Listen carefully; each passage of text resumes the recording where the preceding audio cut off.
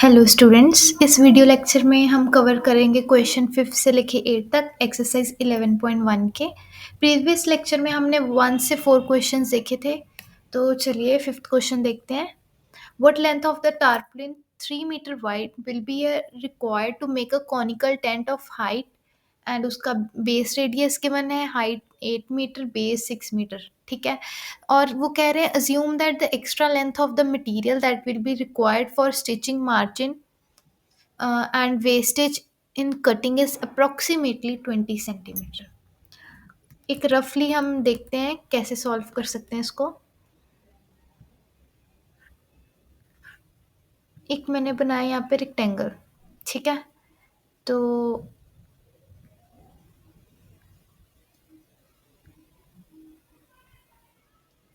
एक हम कोन बना लेते हैं। चलो एक ट्रायंगल बना लेते हैं, ठीक है। सो इसमें जो सबसे पहले देखते हैं, ये सपोज एक टारपुलिन है, ठीक है, जिसकी लेंथ है हमारी, लेंथ क्या गिवन थी, उसकी लेंथ हमें गिवन थी 3 मीटर, हाइट 8 मीटर और बेस रेडियस 6 मीटर।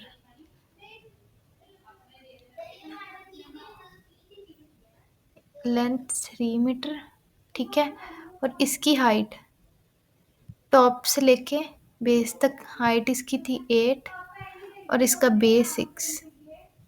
ओके, तो ये भी मीटर में है।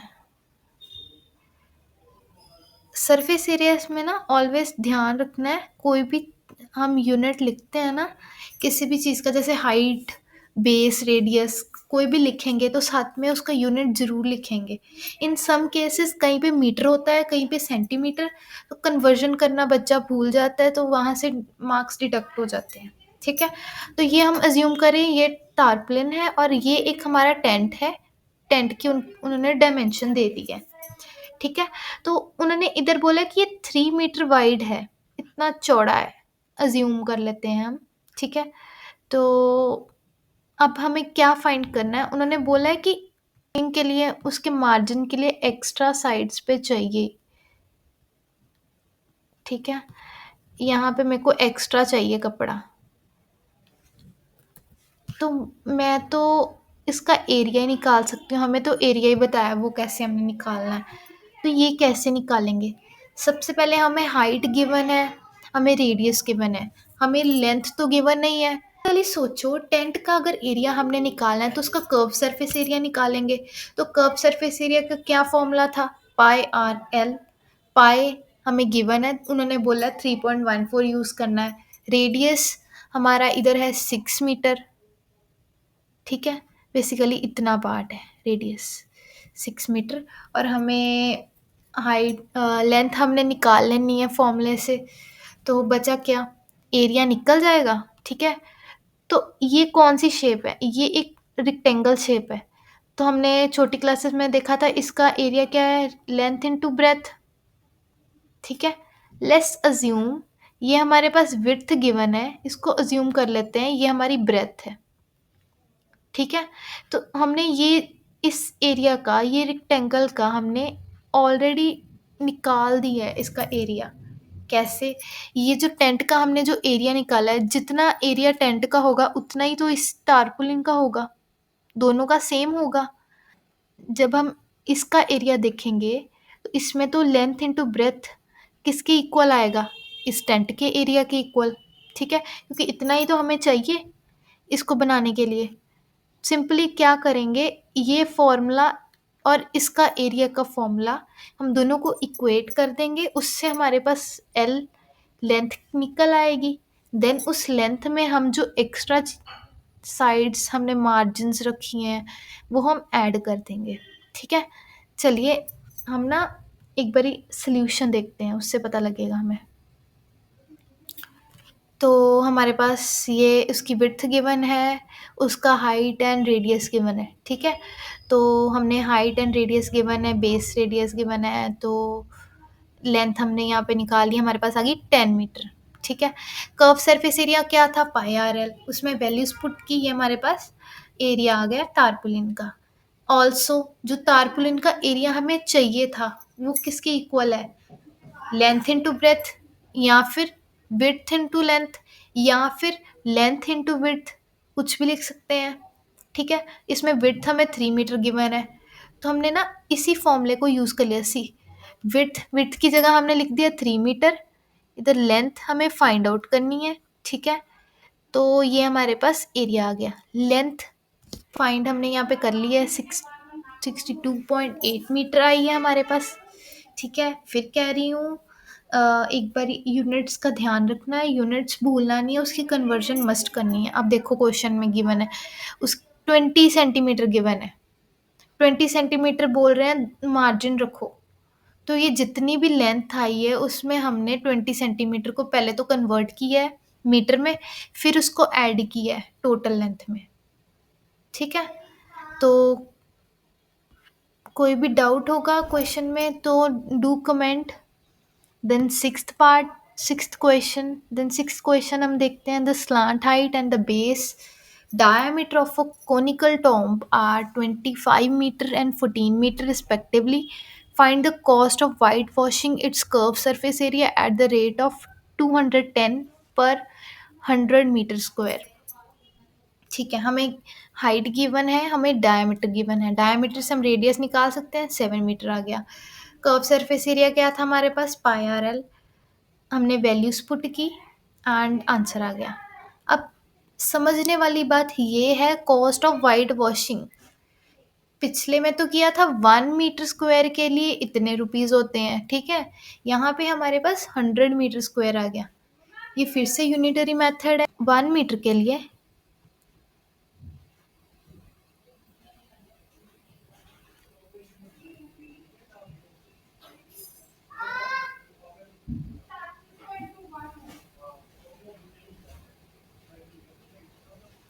अगर ये चीज़ आती तो ये तो इजी था।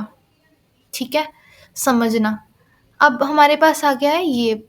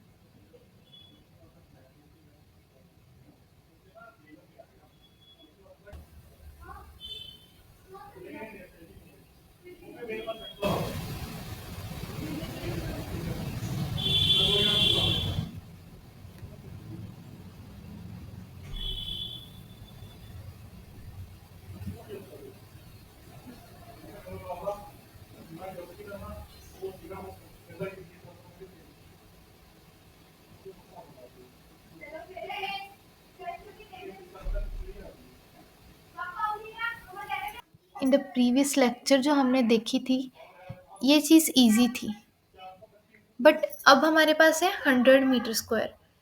100 मीटर स्क्वायर के लिए 210 है, अगर 1 होगा तो उधर जाके डिवाइड हो जाएगा।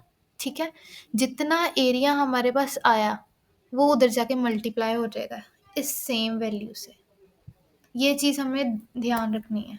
ठीक है, सो इधर भी सेम चीज़ ही की है, उन्होंने थोड़ा कम्प्लेक्स कर दिया। अगर ये समझ आता तो वेल एंड गुड। ठीक है, नहीं तो अब ये मेथड यूज़ कर सकते हो। ओके, तो आंसर ये सेम आया इधर। ये एक ज़ीरो इससे कट जाएगा, दूसरा ज़ीरो इससे कट जाएगा, तो आंसर हमारे पास आ गया 1155। Okay, seventh question. A joker's cap is in form of right circular cone of base radius 7 centimeter and height उसकी है 24 centimeter. Find the area of the sheet required to make such 10 such caps. तो base और height given है, length हम निकाल सकते हैं। Then area of sheet required to make one such cap. ठीक है, कैप को ओपन करेंगे तो एक सर्कल की फॉर्म में आ जाता है। सर्कल को अगर काट के हम रोल करेंगे तो कैप बनती है, ठीक है? तो इधर हमने इधर हम उसका कर्व सरफेस एरिया निकालेंगे, ना कि हम टोटल सरफेस एरिया, क्योंकि हमें बेस तो चाहिए ही नहीं है, नीचे से हमें हॉलो चाहिए। तो उसका कर्व सरफेस एरिया निकालेंगे with the help of radius and slant height, ठीक है? पाई, जो उसका फॉर्मूला होता है पाई आर एल, वो पुट किया, हमारे पास आंसर आ गया एरिया ऑफ वन कैप का। एरिया आ गया 550 सेंटीमीटर। तो हमें 10 कैप्स चाहिए, तो 10 से हम मल्टीप्लाई कर देंगे, टोटल हमारे पास 550 सेंटीमीटर स्क्वायर आंसर आ गया, ठीक है? It was easy. Next question है question 8। A bus stop is barricaded from remaining part of the road by using 50 hollow cones made of recycled cardboards. Each cone has a base diameter of 40 centimeter and height 1 meter. If the outer side of each cone is to be painted and the cost of painting is rupees 12 per meter square, what will be the cost of all these cones? ठीक है, तो bus stop पे हमें cons, recycle cardboard से cons लगाने हैं, 50 लगाने हैं, वो भी हमारे पास बेस डायमीटर गिवन है, उससे हम रेडियस निकाल सकते हैं, ठीक है? हाइट गिवन है। अब देखो, जो बेस डायमीटर है वो हमारे पास है 40 सेंटीमीटर और हाइट हमारे पास 1 मीटर है, ठीक है? अब आप कैसे मतलब पता लगा सकते हो कि किसको किस में कन्वर्ट करना है? सबसे पहले हम ना इधर से चेक करेंगे कि जो उसकी कोस्ट है उसकी मीटर स्क्वायर में, तो मेरे को ये सेंटीमीटर को भी मीटर में कन्वर्ट करना पड़ेगा, राइट? तो उस उन्होंने बोला है उसका आउटर साइड पेंट करना है, तो उसका आउटर साइड पेंट करने के लिए हम कॉस्ट उसकी निकालेंगे, तो उसके लिए हमें कर्व सरफेस एरिया निकालना पड़ेगा। उन्होंने बोला what will be the cost of all the what will be the cost of paintings of all the cons, सारे कोन्स की, तो वो मल्टीप्लाई बाद में कर देंगे। तो सबसे पहले हम कर्व सरफेस एरिया निकालेंगे, उससे पहले जो बेस डायमीटर है उसको हम रेडियस में कन्वर्ट करेंगे, रेडियस को रेडियस को कन्वर्ट करेंगे, जो हमारे पास बेस डायमीटर आएगा, बेस डायमीटर 40 सेंटीमीटर है, पहले हम रेडियस निकालेंगे, फिर रेडियस को हम मीटर में कन्वर्ट करेंगे, ठीक है? तो इसका कर्व सरफेस एरिया निकाला, स्लांट हाइट, फिर कर्व सरफेस एरिया निकाला, फिर 50 कोन्स को उन्होंने मल्टीप्लाई कर दिया, उन्होंने 50 को इससे 50 को मल्टीप्लाई कर दिया, हमारे पास आंसर आ गया। 50 कोन्स को हमने सॉल्व किया, ठीक है? तो आंसर आ गया हमारे पास ये आंसर आया। देन उसकी कॉस्ट 1 मीटर स्क्वायर की ₹12 थी, तो हमने 12 से उसको मल्टीप्लाई कर दिया, हमारे पास अप्रॉक्सीमेटली इतने रुपीज़ आया, ठीक है? सो ये एक्सरसाइज, सो इससे हमारी ये एक्सरसाइज कंप्लीट होती है, एक्सरसाइज 11.1। नेक्स्ट लेक्चर में हम स्फीयर का सरफेस एरिया देखेंगे। Thank you.